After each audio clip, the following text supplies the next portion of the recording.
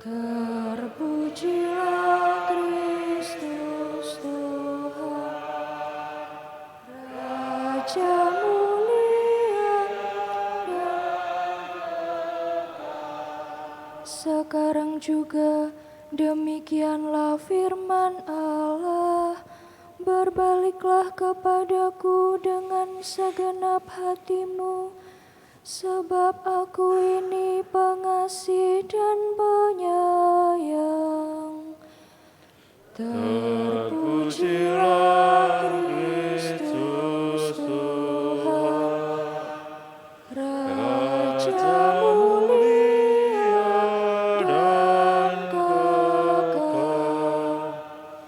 Tuhan bersamamu. Dan bersama rohmu. Inilah Injil suci menurut Lukas. Dimuliakanlah Tuhan. Yesus berbicara kepada orang banyak yang mengerumuni dia. Angkatan ini adalah angkatan yang jahat. Mereka menuntut suatu tanda, tetapi mereka tidak akan diberi tanda selain tanda Nabi Yunus. Sebab sebagaimana Yunus menjadi tanda bagi orang-orang Niniwe, demikian pula lah Anak Manusia akan menjadi tanda bagi angkatan ini. Pada waktu penghakiman, ratu dari selatan akan bangkit bersama orang dari angkatan ini dan akan menghukum mereka. Sebab ratu ini datang dari ujung bumi untuk mendengarkan hikmat Salomo, dan sungguh yang ada di sini lebih daripada Salomo. Pada waktu penghakiman, orang-orang Niniwe akan bangkit bersama angkatan ini, dan mereka akan menghukumnya. Sebab orang-orang Niniwe itu bertobat waktu mereka mendengarkan pemberitaan Yunus, dan sungguh yang ada di sini lebih daripada Yunus. Demikianlah sabda Tuhan. Terpujilah Kristus.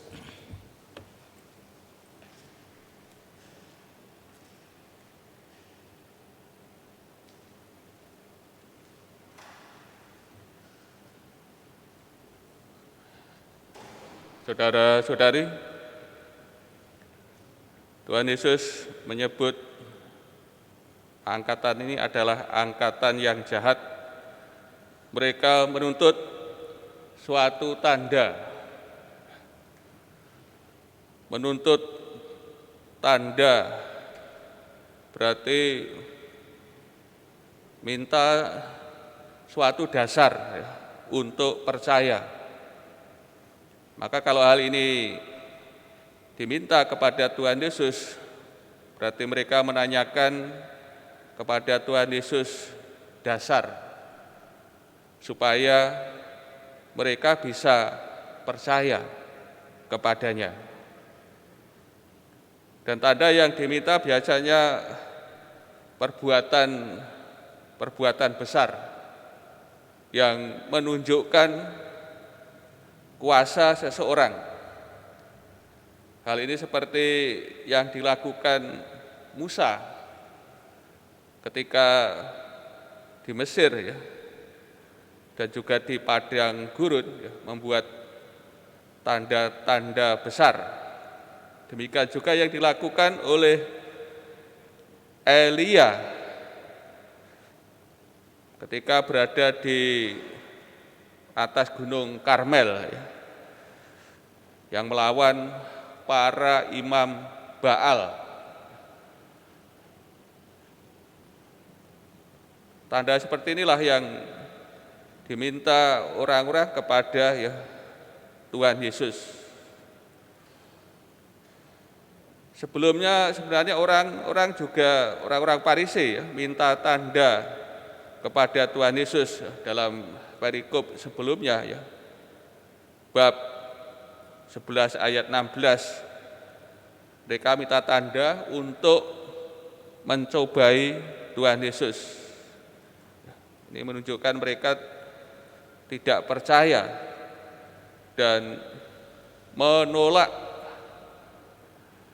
untuk mendengarkan dan taat terhadap sabda Allah yang disampaikan oleh Tuhan Yesus. Saudara-saudari yang terkasih, dan Tuhan Yesus bersabda, mereka tidak akan diberi tanda selain tanda Nabi Yunus. Sebagaimana kisah Yunus, seperti kita dengar dalam bacaan pertama, Yunus diutus ke Niniwe. Ya. Niniwe ini kan ibu kota Asyur. Asyur sendiri telah pernah mengalahkan Israel. Maka Yunus ini diutus ke tempat asing, ya, penuh permusuhan dan juga tempat berbahaya dan dianggap rendah, ya, oleh orang-orang Israel. Maka kita bisa mengerti kalau ketika Yunus diutus Allah, Yunus begot, ya, karena Yunus diutus, ya, ke tempat lawan, ya, orang-orang Israel. Dan akhirnya Yunus, ya, pergi ke Niniwe, ya, memaklumkan soal penghakiman bahwa 40 hari lagi Niniwe akan, ya, ditunggang balikkan, ya. Dan kiranya orang-orang Niniwe, ya, bersama raja, ya, mendengarkan pemberitaan Yunus sehingga mereka semua bertobat dan akhirnya Tuhan, ya, tidak menghukum mereka. Maka Yunus di sini menjadi tanda pertobatan, ya, bagi orang-orang Niniwe.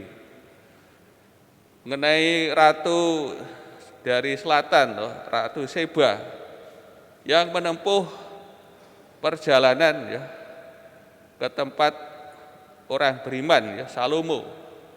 Ratu Selatan Seba ini kan orang kafir, menempuh perjalanan ke daerah, ya, orang beriman untuk mendengarkan, ya, hikmat Salomo. Saudara dikasih, di sini Tuhan Yesus membuat perbandingan dan sangat kontras antara orang yang percaya dengan orang di luar pewahyuan. Orang percaya adalah orang-orang Israel, orang-orang Yahudi, namun ternyata mereka, ya, menolak Tuhan Yesus, ya, tidak percaya kepadanya. Sedangkan orang-orang di luar pewahyuan, orang-orang Niniwe, Ratu Selatan, mereka melakukan pertobatan atau tindakan iman. Maka di sini juga ditunjukkan undangan kasih Allah dan keselamatan sampaikan Allah secara luas, ya. Tidak hanya kepada orang Yahudi, namun juga kepada bangsa lain, ya, kepada semua orang di muka bumi ini.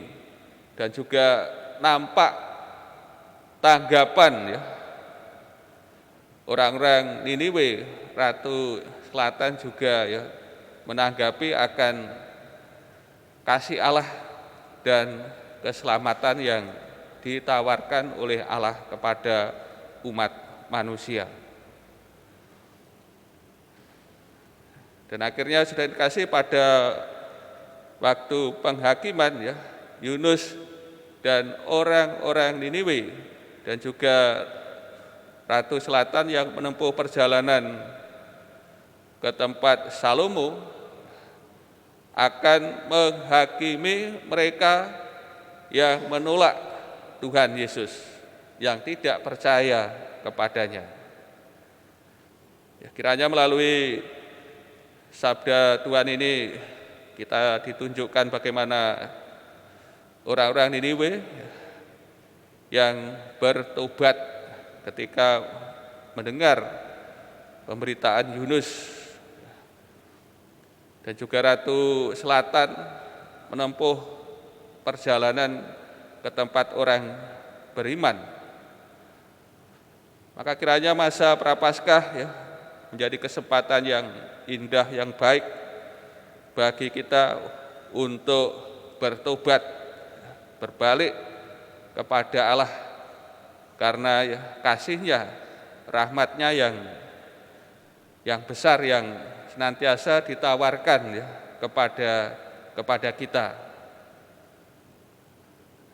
Dan kita diberi contoh bagaimana orang-orang Yahudi yang berkeras hati ya, menolak Tuhan Yesus ya, tidak mau percaya kepadanya.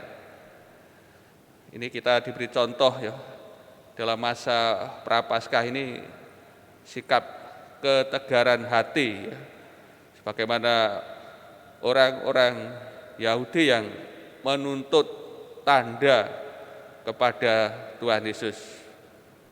Maka hendaknya dalam masa Prapaskah ini ya, kita tidak bersikap seperti mereka, hidup dalam ketegaran hati ya, kekerasan hati yang senantiasa menolak rahmat Allah ya, tawaran kasih Allah ya, keselamatan Allah ya, yang mereka tolak.